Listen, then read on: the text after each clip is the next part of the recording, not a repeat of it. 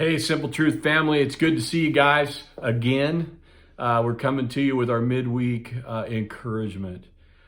Things are interesting, and as Jen and I are working from home, and many of you are as well, as I prepare my staff and my kids for probably not returning to school after our Easter break, it brings a lot of troubling thoughts. And the Lord speaks a ton in His Word about anxiety. And I was reading this week in Philippians, and it's in chapter 4, and I'm going to read it to you. I got to put on my eyes so that I can see it. But in Philippians chapter 4, starting in verse 4, he said, this is what Paul says: "Rejoice in the Lord always, and again I will say rejoice. Let your reasonableness be known to everyone. The Lord is at hand. Do not be anxious about anything, but in everything, by prayer and supplication, with thanksgiving, let your requests be made known to God. And the peace of God, which surpasses all understanding, will guard your hearts and your minds in Christ Jesus." See, if we take care of being in His Word and casting all of our concerns and cares on the Lord, what it does is it creates peace in our hearts and our minds, and it allows us to be reasonable in this time, which then allows us to be a better witness for God. That's what we should be doing. I want to encourage you this week to spend time praying. When you feel that sense of anxiousness welling up within your body, I want you to stop. And what you need to do is immediately stop and pray. Ask the Lord to help you with these feelings. Ask the Lord to remove them from you and to give you wisdom in how to address things in your life so that you don't have that anxiety welling up in you all the time. You see, what we're dealing with is completely out of the ordinary for all of us. We're all outside our comfort zone. Me doing this is outside my comfort zone, but yet it's a way to communicate and to pastor in this time. So I'm going to not let my comfort get in the way. I'm going to go ahead and move forward and do everything that I can to still minister to you guys, even though we're not together like we should be. But that's the world we're in. So when we start to feel those anxious thoughts, we just stop and pray and ask the Lord to remove that, to give us the peace that He can provide for us. Now, with that, there's some things that I think we need to do practically as a body of believers now that we can't be together. First and foremost, if you haven't signed up on info@simpletruthnorthpoint.com, please do. Send an email to say, hey, I want in. It's one of the ways that we're providing all the information that we can.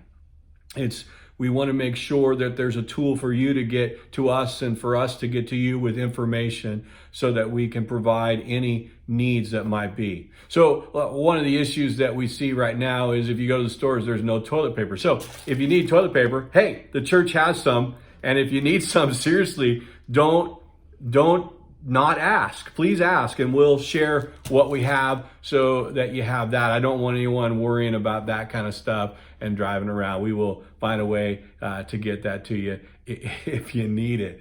The other thing is I want to speak to all of our life group and Bible study leaders. What I'd ask you to do is make contact with those within your small group. Just double check on people, make sure they're okay. That way we can hopefully know if there's any needs that the church needs to know about and can help with.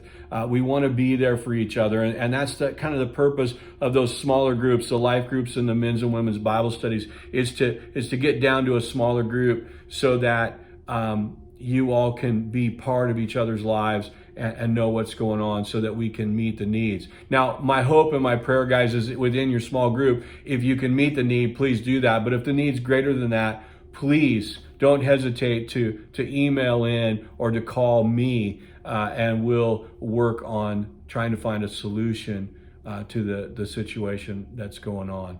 The other thing too is if you know of somebody that needs to be on that info at Simple Truth, please forward that email out, forward any of our little videos. It was exciting to see Pastor Isaac do something for the kids as well. And we're going to do that each week. So me looking forward to his antics as he reaches and ministers to our kids, because we don't want anyone to be left behind during this time and not receive solid doctrinal teaching and their needs being met through ministry here. It's just different, but we've got to overcome. Here's the deal, guys. You hear me say this all the time. The Lord is still on the throne in the midst of all this. Be praying for our first responders. Be praying for the doctors and nurses. Be praying for our leadership, in our state, our local government, and our national government as they attack this problem that we're having with COVID-19. I would ask that you would pray for all of our small businesses here in our community and for the people within our church and our community that are losing out on work and funds. There is so much to pray through this time that we need to always stop and pray as soon as we hear of that need, or again, we start to feel that anxiety well up. Well, guys, that's enough for today. Look forward to the third teaching in our Easter series coming.